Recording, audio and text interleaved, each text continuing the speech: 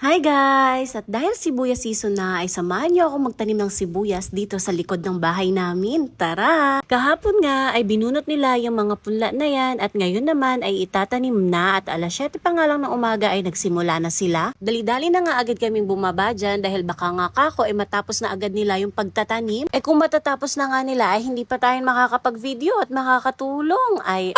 Buti pa nga laang ay alas 9 pa lang yan at nagmemeryendahan sila kaya marami pa tayong time para makigulo, makitulong. Kasama nga rin pala natin dyan si JK na makulit dahil habang bata pa nga ay nais naming ipamulat sa kanya ang kahalagahan ng pagsasaka dahil ito nga ang aming pangunahing ikinabubuhay. At bukod nga sa pagiging konsehal ni Daddy ay ang mga inaaning bigas or palay nila mama or ng lola ni JK ay yun ang aming kinakain. Kaya mas maganda talaga na habang bata pa ay mulat na siya sa hirap para mas ma-appreciate niya or mas pahalagahan niya yung bawat pagkain or bawat sentimong ginagastos namin. So ayun nga, mabalik tayo dito sa pagtatanim ng sibuyas. So nagsisimula nga pala ang pagpupunla ng sibuyas tuwing November. May iba naman na mas maaga pa pero sila mama talaga usually talaga nag-i-start sila by November. Tapos December to January ililipat na yung punla dyan sa palayan. Tapos mga April to June ang harvest. Bali itong sa likod bahay natin ay December sila nag-start magpunla at ngayon nga ililipat na dyan sa palayan ngayong January.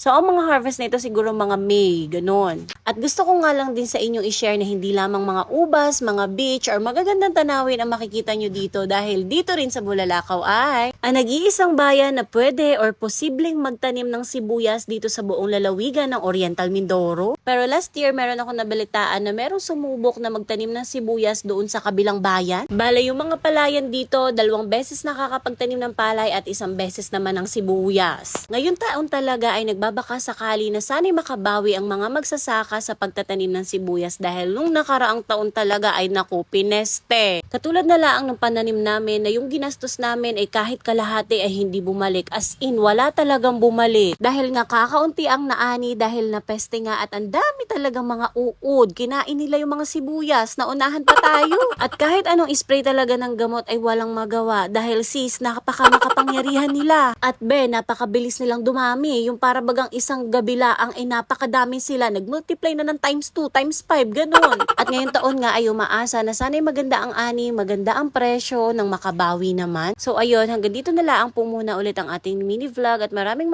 salamat po sa inyong panunood at sana po ay patuloy tayong maging biyaya sa ating kapwa. Bye!